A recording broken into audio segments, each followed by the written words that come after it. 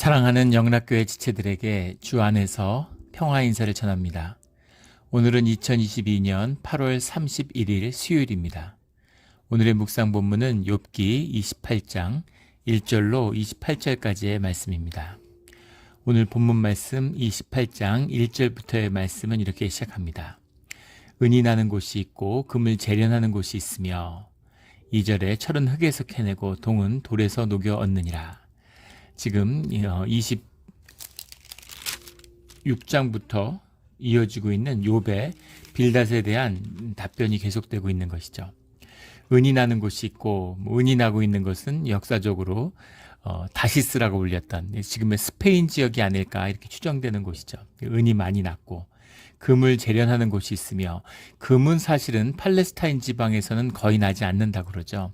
근데 금이라고 하는 것이 오빌의 금이다 이렇게 알려져 있는데 오빌이 정확히 어디냐 아라비아의 끝이다 아프리카다 논란이 많지만 아무튼 베루시로 왔는데 금을미 이 팔레스타인 지역에 일찍부터 유통되기 시작한 것은 애굽에서 이집트에서 금 재련술이 굉장히 발전했기 때문이에요.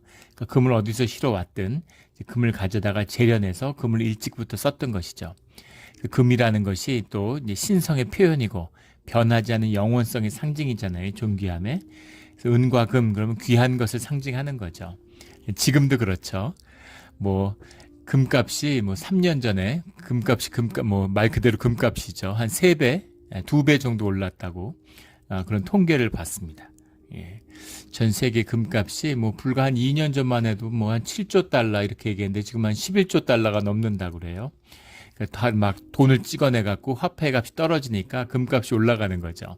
근데 금을 어디다 쓰나 이렇게 세상이 이렇게 첨단화되고 무슨 가상화폐가 나오는 세상인데 그래도 금은 영원한 거죠. 금의 가치는 점점 더 높아져요.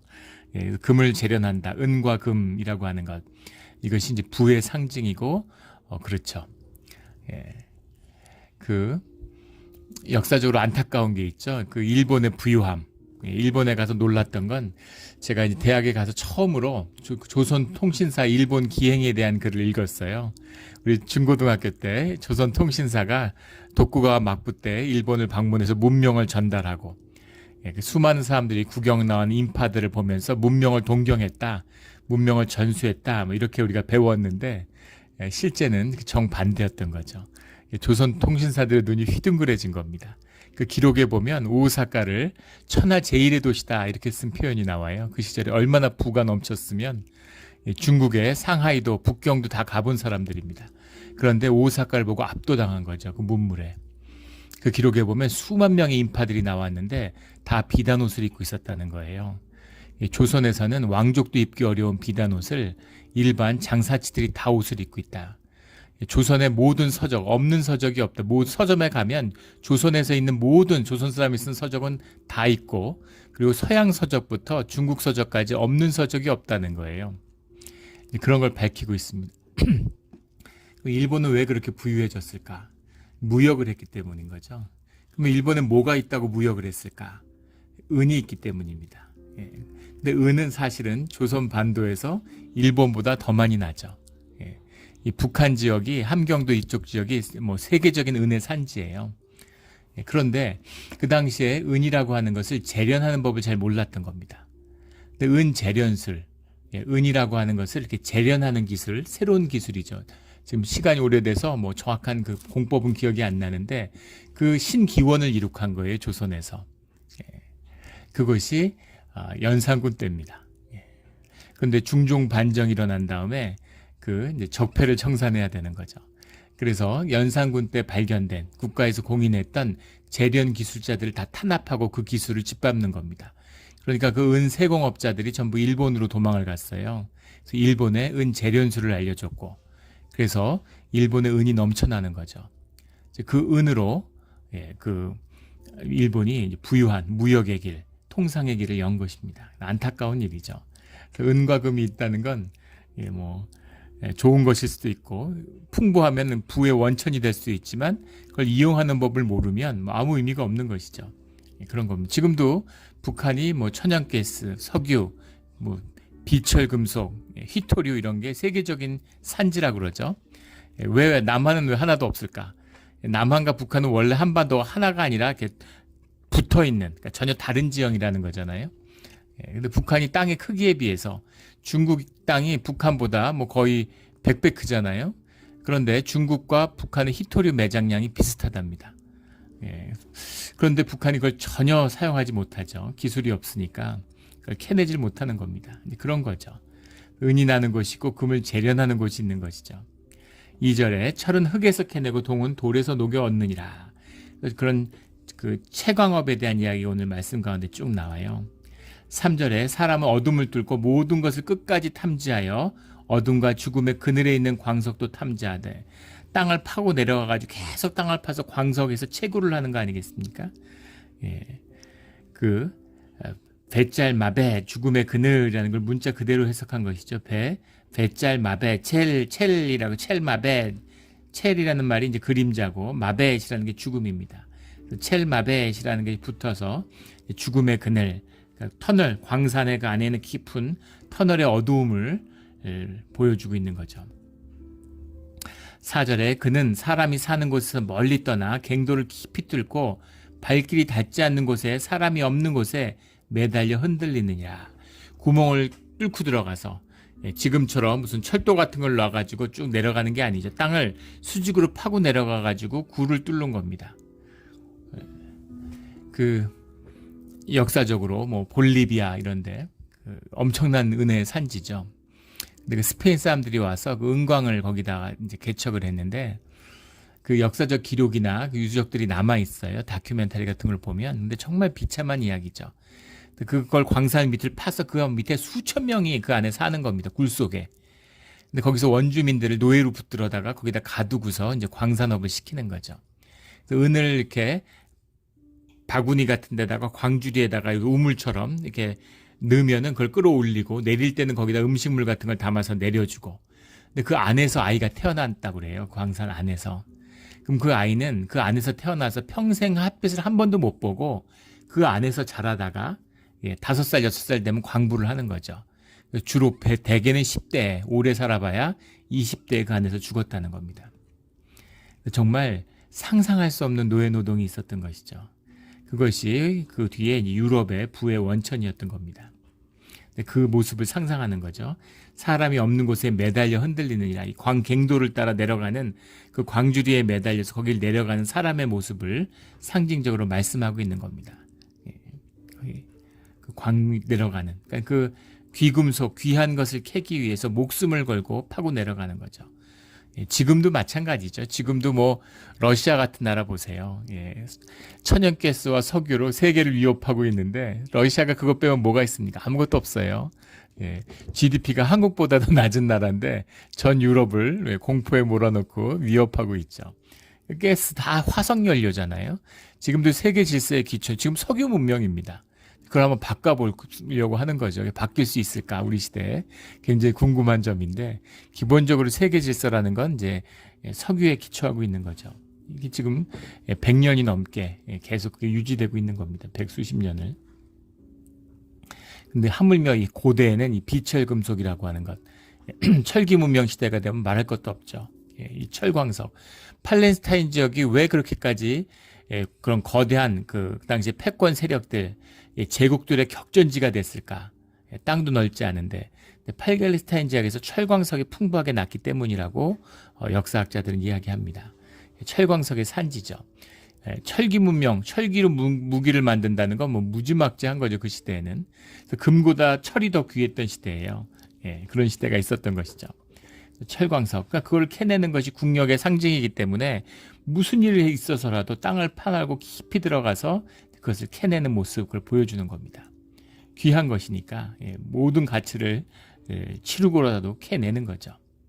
5절에 음식은 땅에서부터 나오나 그 밑은 불처럼 변하였도다. 그 밑은 불처럼 변하였도다 라는 게 무슨 말일까? 곡식이라는 것은 이제 지표면에서 나오는 거죠. 땅 위에서 나오는 겁니다. 흙에서 나오는 거죠. 근데 그 밑은 불처럼 변하였다. 굴을 파고 들어가서 그 밑에서 채광을 하는데 불을 피워가지고 열을 가했다고 합니다. 열을 가해가지고 보면 돌이 시뻘개지겠죠. 근데 거기다 갑자기 찬물을 끼얹는 거예요. 그러면 돌이 깨지는 거죠.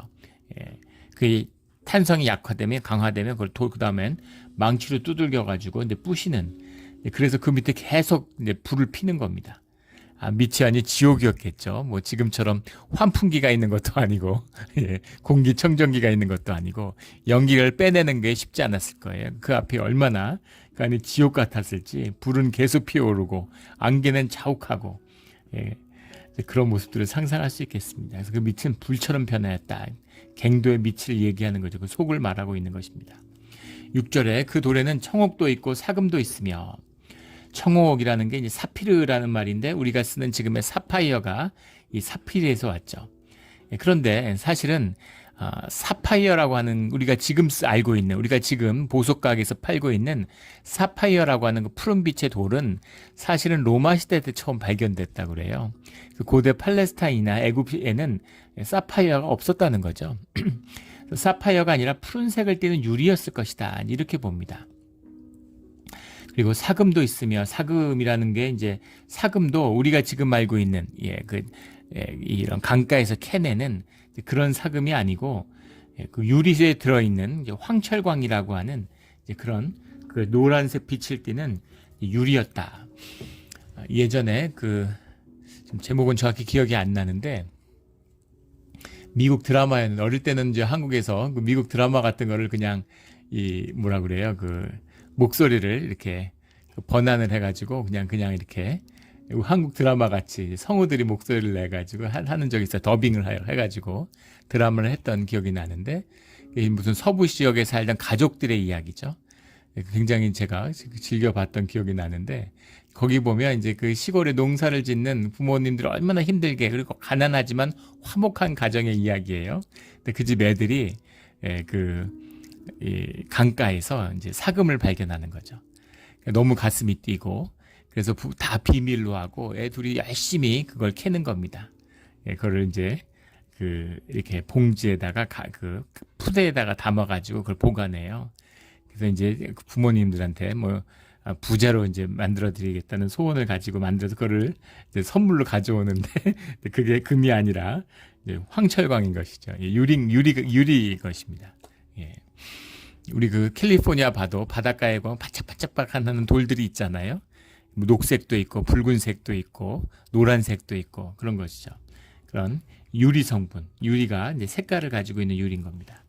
그런 것이었다, 이렇게 이야기를 합니다. 황철광인데 이제 사금이라고 해석을 한 것이죠. 7절에 그 길은 솔개도 알지 못하고 매의 눈도 보지 못하며, 솔개와 매는 눈이 가장 좋은 동물이죠. 수키로 몇천 미터 상공에서도 쥐를 보고 하강을 해서 잡아내잖아요. 가장 눈이 밝은 것이 이제 솔개라고 그러죠. 그런데 그 솔개도 매도 그것을 보지 못한다라는 겁니다. 땅 속에 있으니까 현상만, 겉에 있는 집 표면만 보는 거지 땅 밑을 솔개가 어떻게 보겠어요. 상징적인 이야기죠. 그 내부는, 그 깊이는 보지 못한다, 이런 겁니다. 8절에 용맹스러운 짐승도 밟지 못하였고 사나운 사자도 그리로 지나가지 못하였느니라. 사자가 그 짐승들의 왕이라고 하지만 그 땅속에 묻혀있는 보물들을 보지도 못했을 뿐 아니라 지나갈 수도 없다. 땅의 이야기, 현상과 본질의 이야기인 거죠. 현상계에서 아무리 이렇게 해도 본질계하고는 구별된, 완전히 구별된 다른 차원의 세계라는 겁니다. 우리 영의 세계를 이야기하려고 하는 거죠. 영이 눈에 보이나요? 아무리 보석이 많고 돈이 많아도 마음에 근심이 있어요. 마음이 안 좋은 겁니다. 마음이 아파요. 그거를 뭘로, 왜 아픈지, 어떻게 고치는지 그걸 어떻게 알겠습니까? 전에도 몇 번 나눈 적이 있지만 제가 섬겼던 교회 장로님 중에 의사 선생님이 계셨어요. 정신과 의사 선생님입니다.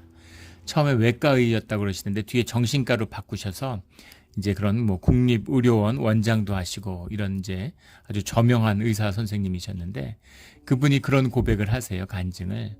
당신이 정신과의 그 치료에 빠져들 때 그 매력이라는 게 어마어마했다는 거죠. 정신세계, 보이지 않는 세계를 보니까. 근데 한 환자가 있었는데 빨간색을 무서워한다는 겁니다.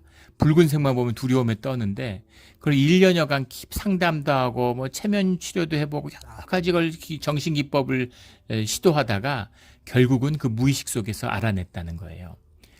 부모가, 아버지가 폭력 가장이었는데 어릴 때 엄마를 많이 때렸다는 겁니다. 근데 엄마를 때렸는데 하루는 엄마를 때려서 엄마가 머리가 벽에 부딪혀서 머리가 깨지면서 피가 확 벽에 튄 거죠. 그걸 어린 나이에 보고 엄청난 충격을 받았는데 그게 너무 큰 충격이니까 의식이 감당을 못하는 거죠. 그래서 그걸 무의식으로 눌러버린 거죠.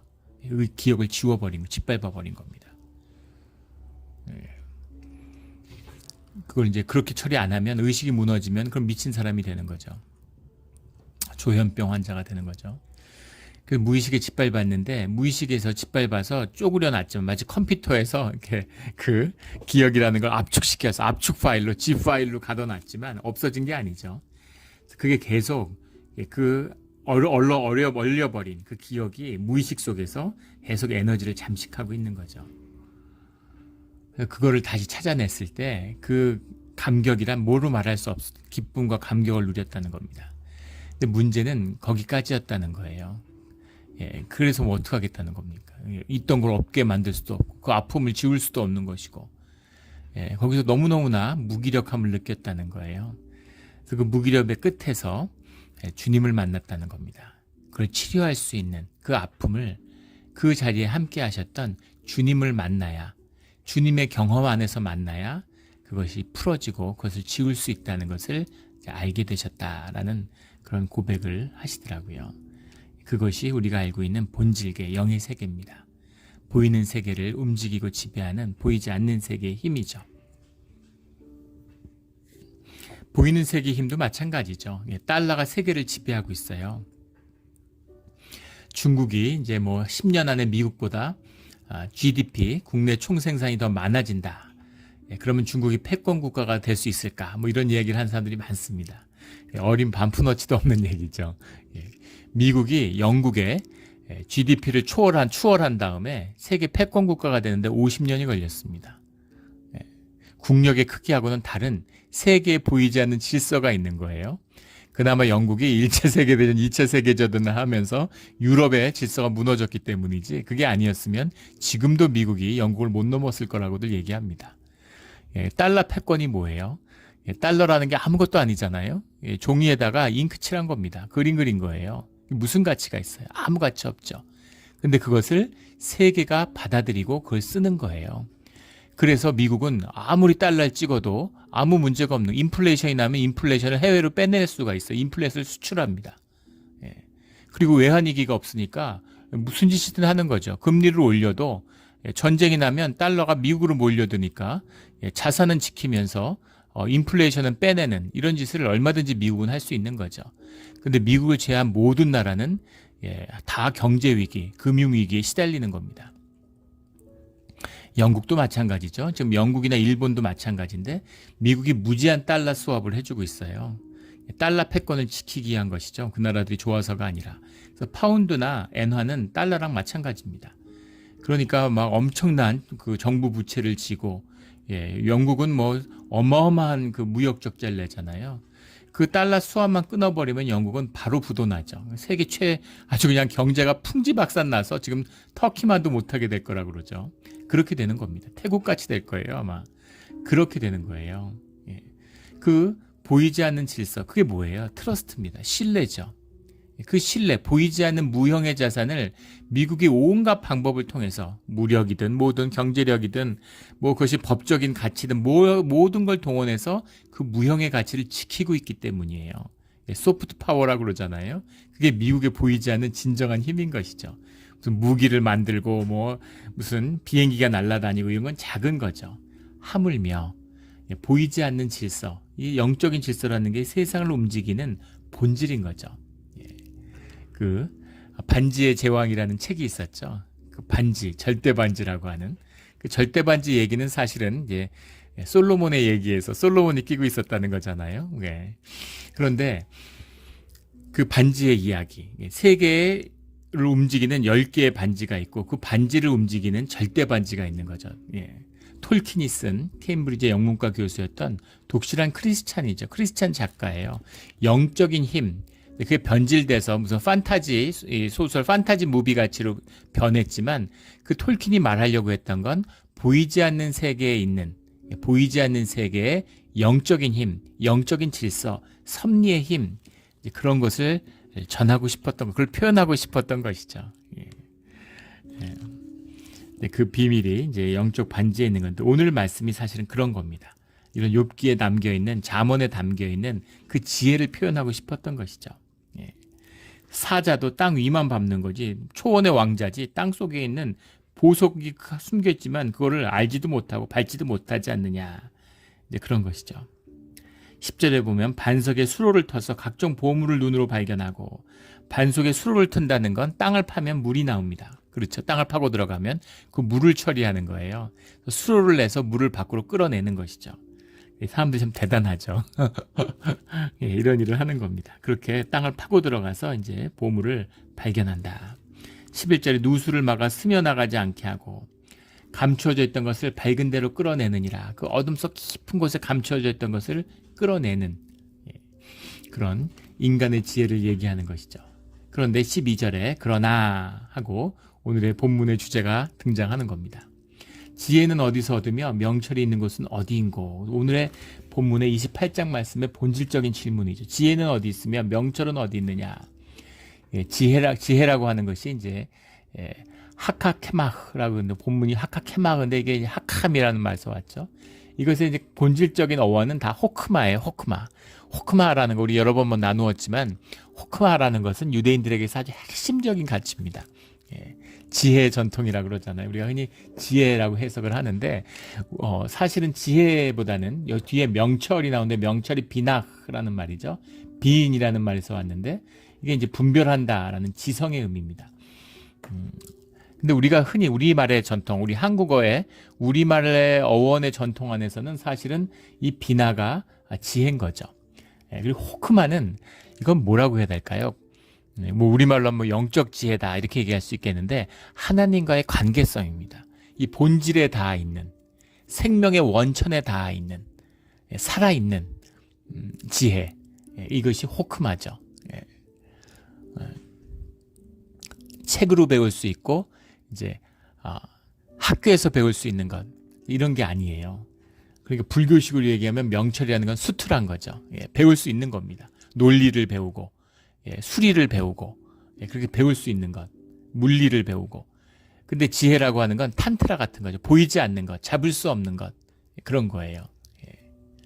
아버지가 평생 장사했는데 아들에게 그 장사하는 뭐 회계도 있고, 뭐 장부 정리를 어떻게 하고, 무슨 유통 관리를 어떻게 하고, 뭐 마케팅 관리를 어떻게 하고, 이런 거는 다 들어서 배울 수 있는 거잖아요.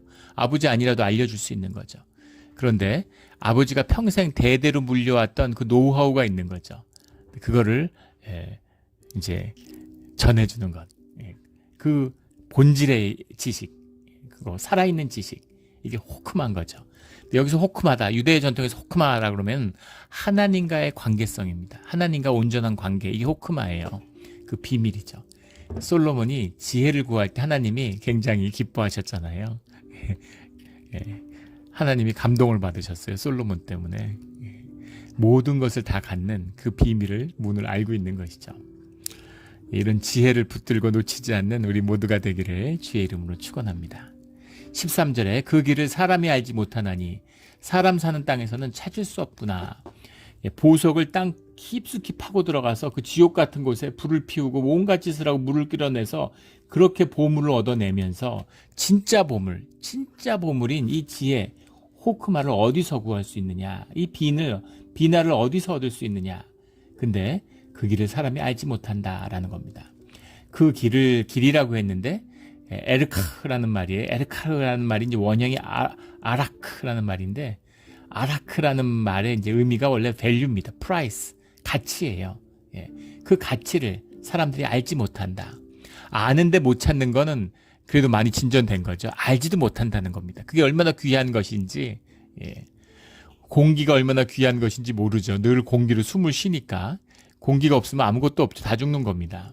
그런 거죠. 물의 가치, 물의 가치 더 말해 뭐 하겠어요. 사랑, 서로 아껴주는 것, 가족이 하나 되는 것, 그 비밀인 거죠. 미국의 역사상 가장 위대한 드라마라고 얘기하는 TV쇼라고 얘기하는 브레이킹 배드라고 하는 미니 시리즈가 있죠. 그 미니 시리즈에 보면 고등학교 화학 선생님이었던 노벨 화학상을 받을 수도 있다라고 촉망되던 학자였는데 기업을 만들죠.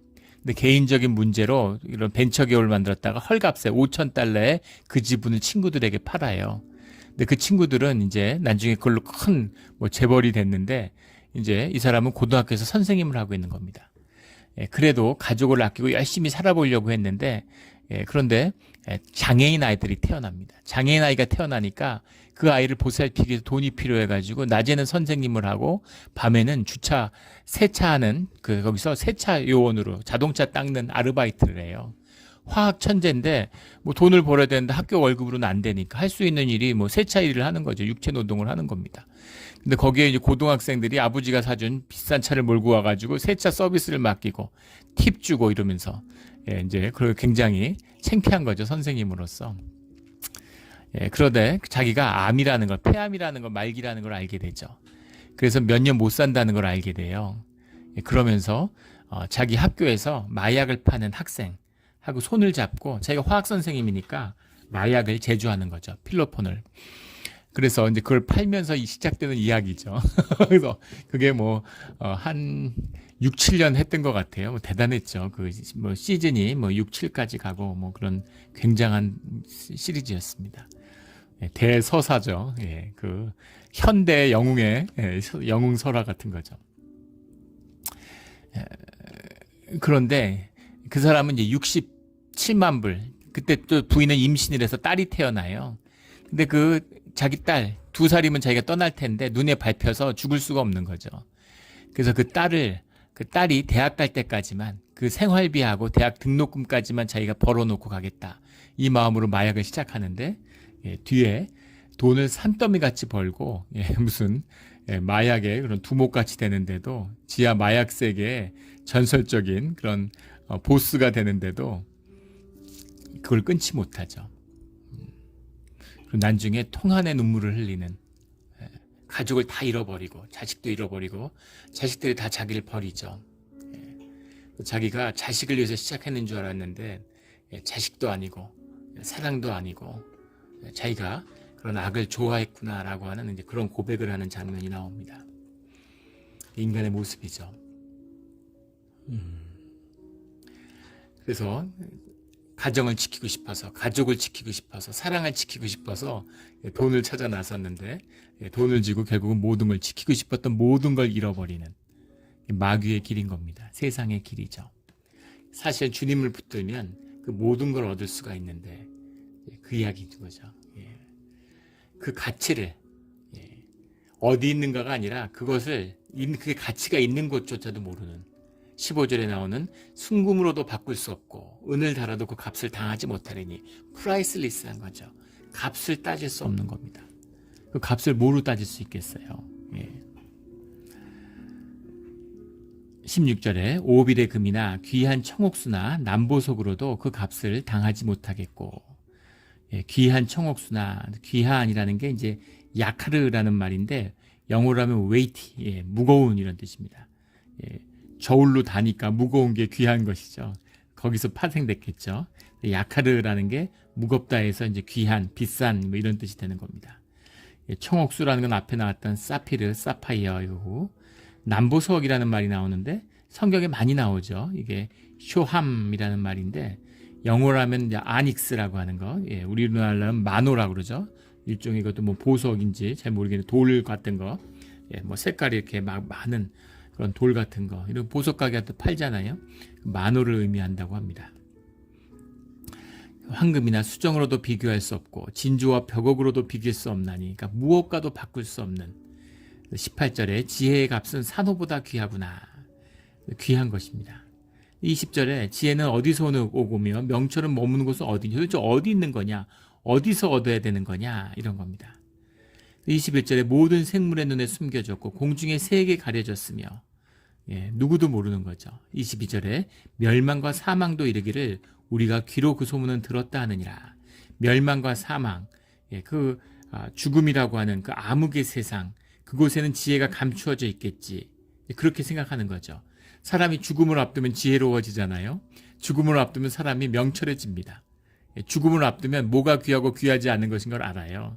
생명이 귀한 걸 죽음을 앞둬야 아는 거죠. 사람들이 어리석어서 자기 생명을 내주고 돈으로 바꿔요. 그런데 그게 얼마나 어리석은지 시간 낭비인지, 돈 많이 벌었다고 성공했다고 뿌듯해하고 그걸 막 높여줍니다. 건강을 해치고 돈을 벌었는데 사람들이 그게 귀하다고 생각해요. 보석으로 엿을 바꿔먹은 것이죠. 죽을 때가 돼서야 무엇이 귀한 것인가를 아는 거죠. 죽음 가운데 지혜가 숨겨져 있구나라는 것이 고대 사람들의 일반적인 생각이었습니다. 그러나 그들 멸망과 사망도 귀로 그 소문은 들었다라는 건 지식을 얘기하는 거죠. 알고는 있다 이런 겁니다. 알아요. 아는데 진짜는 모르는 거죠. 제가 바이든을 알죠. 미국 대통령 바이든. 미국 대통령이 누구냐? 바이든이다. 알죠.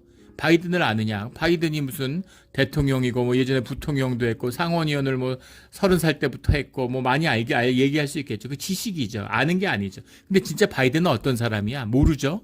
만나본 적도 없고 전혀 몰라요. 이런 얘기입니다. 그래서 귀로 들어 안다 이렇게 얘기하는 거죠. 지식으로 아는 거죠. 부부인데 와이프를 누군가 아는 거죠. 키는 뭐 165고 뭐 무게는 몇 킬로, 학교는 어딜 나왔고 뭐 부모는 뭘 하고 뭘 살고 뭐 잡다하게 안다고 해보세요. 뭘 아는 겁니까? 사실은 아무것도 모르는 거죠. 같이 살아서 그 사람이 누군지를 아는 거잖아요. 그런 걸 이야기하는 거죠. 그 의미를 깔고 있는 것입니다. 귀로 그 소문은 들었다.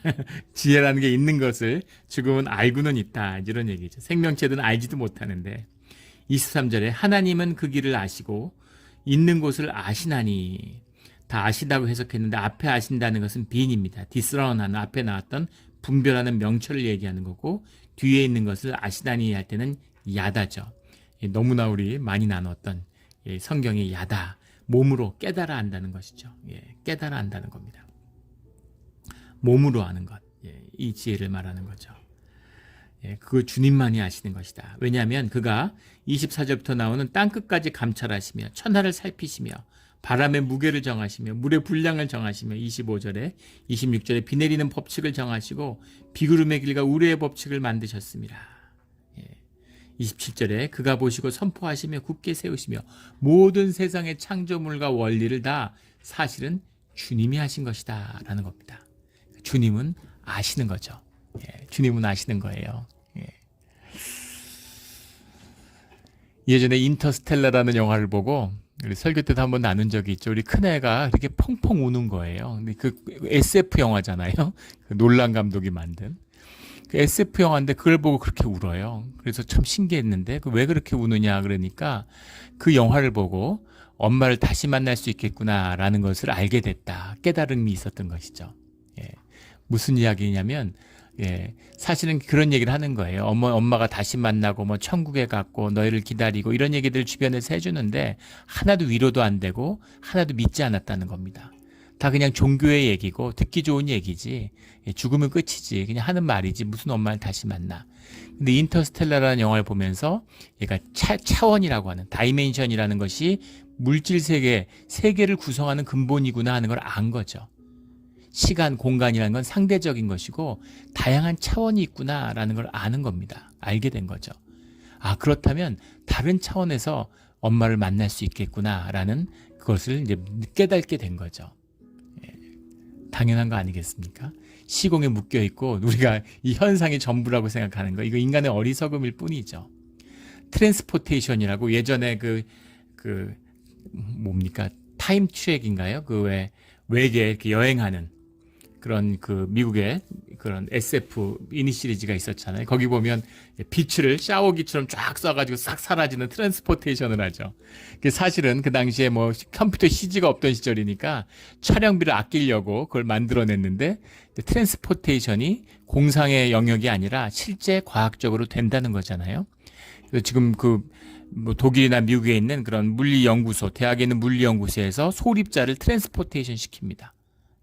그걸 몇 킬로 밖으로 보내요. 거짓말 같죠, 정말. 근데 그걸 해내는 거예요. 과학 다큐를 보는데 그걸 할 수 있다는 얘기는 비행기 타고 무슨 몇 년을 날아가서 화성을 가는 게 아니라 눈 깜짝할 사이에 한순간에 화성에 갈 수 있다는 얘기잖아요. 이게 말이 됩니까? 근데 말이 된다는 거죠. 근데 문제는 뭐냐면 그 트랜스포테이션을 하는데 지금 소립자를 보내는데 이 인간의 몸에는 30조 개의 세포가 있잖아요. 30조 개를 보내려면 그것에 연관되어 있고 얽혀있는 모든 법칙을 이해해서 완벽하게 결맞음 상태를 유지하면서 30조 개를 보내면 보낼 수 있을 거라는 거죠. 그건 상상할 수 없는 과학의 수준일 거라는 거예요. 어느 정도면 그렇게 될까? 근데 물리 법칙은 전혀 위배하지 않는다는 겁니다. 물리 법칙을 위배하지 않는다는 건 무슨 얘기예요? 시간 문제라는 거죠. 그런데 그 인간의 완벽한 그 소립자, 모든 존재의 정보, 양자적인 정보를 어떻게 인간이 다 파악할 수 있겠냐는 거예요. 지금 두뇌도 이해를 못하고 대뇌도 이해를 못하는데 정신작용도 이해를 못하는데 그런데 하물며 우리 인간도 이 정도까지 왔는데 개념적으로 다 이해하잖아요. 실제 못할 뿐이지. 그런데 우리를 만든 신이 있고 우리의 정보와 우리의 삶을 모두 기억하는 존재가 있다면 그러면 부활하고 생명을 만들어내는 건 일도 아니겠죠. 사실은 부활을 안 믿는 게 진짜 신기한 거죠. 부활의 생명이 있다는 걸 의심할 하나님이 안 계신다면 모르겠지만 하나님이 계시고 우리를 부활로 인도하시려고 마음만 있으시다면 얼마든지 부활은 일도 아니겠구나 하는 걸 보게 되는 겁니다. 우리 인간의 이 얕은 지식 안에서도 심지어 그런 것이죠. 그런 주님의 존재, 그님의 지혜가 있다라는 얘기입니다. 지금 이 전체를 흐르는 이야기 28절에 또 사람에게 말씀하셨도다. 보라 주를 경외함이 지혜요 악을 떠남이 명철이니라. 주라는 말이 아도나인데 욥기 전체에서 처음 나왔어요. 항상 엘이라든가 여호와 이렇게 얘기하는데 아도나이라는 게 나온 거죠. 주를 경외함, 우리 수없이 나오는 야레라는 말이죠. 이라트라고 되는데 야레라는 말이 두려움이죠. fear예요. 두려워하는 것. 주님을 두려워하는 것이 지혜요. 근데 정확한 원문은 명령합니다. 주를 두려워해라 라는 거예요. 그게 주님과 함께하는 비밀이다 이거죠. 주님을 두려워하는 겁니다. 주님만 두려워하는 거예요. 악을 떠남이 명철입니다. 떠남이라는 것이 이제 수루라는 말인데 수루라는 말이 떠남이라고 하니까 이제 피하는 것 같이 굉장히 수동적으로 되어 있는데 이 원어가 잡아 찢는다는 얘기입니다. 굉장히 적극적인 의미죠. 악을 제해라 이런 의미예요. 너희의 경건의 얘기죠. 너희 삶에서 악을 제거하고 주님을 두려워해라. 그러면 주님과 함께 할 수 있다라는 얘기입니다. 더 깊은 함의는 욥이 이야기하는 게 무엇입니까? 살아있는 하나님을 만나야 된다라는 얘기예요. 친구들은 와서 종기의 교리를 얘기하고 신학을 얘기하고 있어요. 너희들 신학을 떠벌리는데 야 그게 아니야. 살아있는 하나님을 한번 만나. 욥은 만난 사람이죠. 주님과 동행함을 아는 사람이에요. 이게 종교의 모습이잖아요. 유대 율법학자들이 예수님이 오셨는데 율법을 가지고 예수님을 정죄해요. 왜 주일날 사람 고치고 그럽니까? 이런 식으로. 내가 주일에 안식일의 주인이다 이렇게 얘기하니까 돌로 때리려고 그러는 거잖아요. 당신이 하나님 믿든 말든 율법을 지켜야지. 이런 오늘 쉬는 날 아닌데 왜 쉽니까? 그러니까 사장님이 야, 나 사장인데 오늘 쉬기로 했어. 이러니까 야, 네가 사장이든 말든지 시키는 날을 왜 안 지켜? 왜 회사에서 정한 걸 너가 뭔데 안 지켜? 사장인데. 회사 주인인데 그런 거죠. 그런 마음이 있다는 거죠. 이것이 이제 종교의 마음, 거짓의 마음입니다. 내가 세상을 알고 있다. 내가 세상을 알고 있고 그 마음 안에는 컨트롤할 수 있다는 게 들어있는 거죠. 내가 세상을 안다는 건 내가 세상을 컨트롤할 수 있어. 내 뜻 안에 있어. 내 삶이 예측 가능하고 내 삶을 내가 마음대로 할 수 있어. 이게 악의 본질인 거죠. 그런데 욥의 이야기는 안 돼. 그럴 수 없어. 인간은 그럴 수 없어. 살아있는 하나님을 만나야 되고 우리가 알고 있는 지식은 다 껍데기야. 이 얘기인 겁니다. 이게 신앙과 종교가 계속 갈등하는 우리 교회 안에서 우리 교회 기독교의 역사 안에서 계속 벌어지고 있는 일이에요. 살아있는 하나님을 만나는 그 하나님을 어떻게 만나? 주를 경외하라. 악을 멀리하라. 이 말씀인 겁니다. 주를 경외하고 악을 멀리하고 주님과 함께하는 호크마를 놓치지 않는 그런 우리의 신앙의 길이 되기를 주의 이름으로 축원합니다. 아멘. 기도드리겠습니다. 하나님 아버지 감사합니다. 주님의 지혜를 붙들고 주님을 경외하며 악을 멀리하는 우리 모두가 되기를 소원합니다. 주님 인도하여 주시옵소서. 감사하며 예수 그리스도 이름으로 기도드렸습니다.